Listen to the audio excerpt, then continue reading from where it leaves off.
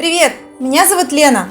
На своем канале я готовлю полезные сладости без сахара. Сегодня я покажу вам, как приготовить очень простую глазурь для тортов из шоколада. Ею можно украшать торты, пирожные и десерты в стаканчиках. И я покажу вам, как сделать красивые подтеки. Вот какие ингредиенты нам понадобятся. Вопросы по ингредиентам и заменам задавайте в комментариях, я постараюсь вам помочь. И спасибо за лайк! Готовится глазурь очень просто. 60 грамм горячего молока. Молоко я довела до кипения, а затем немного остудила. Его температура примерно 60-80 градусов Цельсия.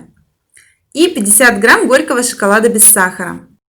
У меня 72% шоколад. Если у вас другой, то добавляйте молоко постепенно. Возможно, вам потребуется другое количество молока для той же степени текучести глазури. Также по вкусу можно добавить немного сыпучего подсластителя или пару капель ванильного экстракта. Нам нужно добиться полной однородности. Если вы чувствуете, что глазурь уже остыла, а шоколад еще не полностью растворился, то прогревать глазурь нужно очень осторожно, короткими импульсами. Но если молоко было 60-80 градусов, то все должно легко промешаться.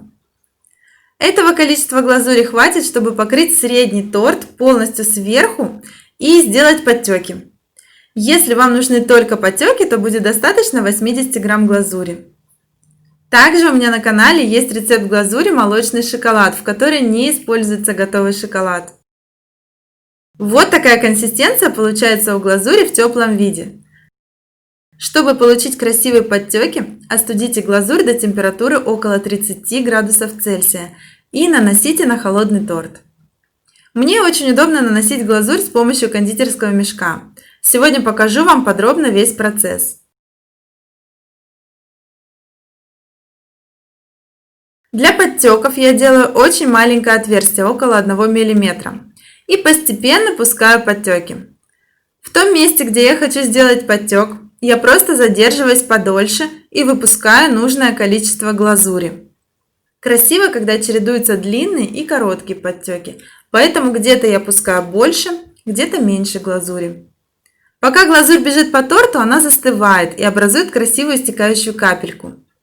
В этом нам очень сильно помогает правильная консистенция и температура глазури. Если какой-то подтек опустился до подложки, то это нормально, смотрится вполне красиво, главное, чтобы таких было немного. Если таких подтеков много и они растекаются капли по подложке, то вот это уже выглядит неэстетично и говорит скорее о слишком текучей глазури. Замечу также, что подтеки нужно пускать только по хорошо выровненному торту. Не стоит делать их на торте с неровными краями, таком как медовик или Наполеон. И для того, чтобы красиво разместить декор на торте, заливаем всю окружность шириной примерно 2 см.